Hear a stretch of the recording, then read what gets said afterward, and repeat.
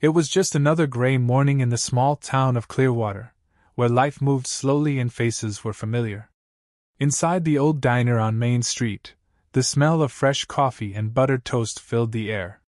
Rain tapped gently against the windows, and the sound of a sizzling griddle played like background music to the quiet chatter of regulars. Among the usual crowd, a young waitress named Mia moved between tables with her practiced smile, balancing trays and refilling cups.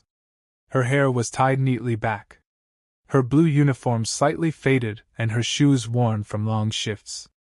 But her heart was bigger than her paycheck, and that's what made her different. What if one small act of kindness could change your life forever? Every morning at exactly 8:10, an elderly man named Mr. Harris would walk through the diner's glass door. He always wore the same gray overcoat and brown hat, his face lined with years of stories no one else seemed to know.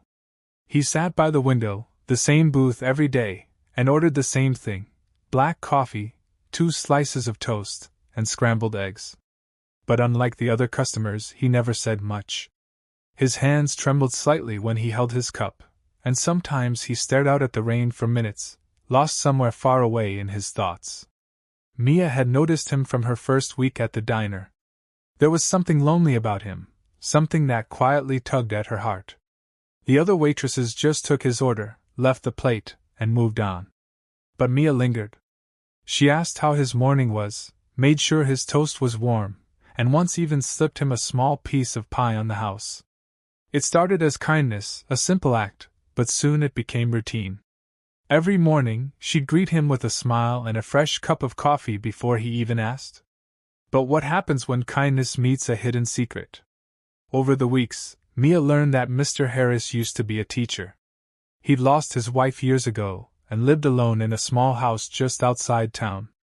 His children had moved away, and though he rarely mentioned them, Mia could sense the quiet ache in his silence. Sometimes he brought an old newspaper with him, and other times he just watched people, maybe remembering the life he once had. For Mia, who was struggling to hold herself together, his quiet company became oddly comforting. Because Mia's life wasn't easy either. Her mother was sick, and the bills were piling up faster than she could pay them. She worked double shifts, took night classes, and often skipped her own meals just to make sure her mother had enough. There were nights she cried alone in her small apartment, wondering how much longer she could hold everything together. But every morning, no matter how tired she was, she greeted Mr. Harris with warmth. Helping him, even in small ways, reminded her that kindness still mattered, that maybe life wasn't all struggle. One cold winter morning, when the snow had begun to fall, Mr. Harris didn't show up. Mia noticed right away. The booth by the window stayed empty, and something inside her tightened with worry. The next day came and still no sign of him. She even asked a few regulars if they'd seen him, but no one knew. On the third morning, she called the small local hospital and her heart sank when she heard he had been admitted after a fall at home. Without thinking twice, she took her short break and went to see him. When Mia walked into the hospital room, Mr. Harris looked frail but surprised and grateful. No one else had come. She stayed by his side for a few minutes, brought him a small muffin from the diner, and promised she'd check on him until he got better. For the next week, she did just that. Between shifts, she'd visit him, bring small things, coffee, a flower, sometimes just a smile. The nurses began to notice her dedication, whispering among themselves that the waitress from the diner had a heart of gold. A week later, Mr. Harris returned to the diner. His walk was slower, his hands weaker, but his eyes, they were softer now, brighter even. When Mia saw him, her face lit up.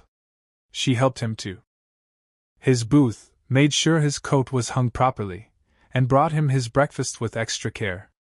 He didn't say much that day, but before he left, he looked at her for a long moment and said quietly, "You remind me of my daughter." Mia smiled, not realizing how much that small sentence would mean later.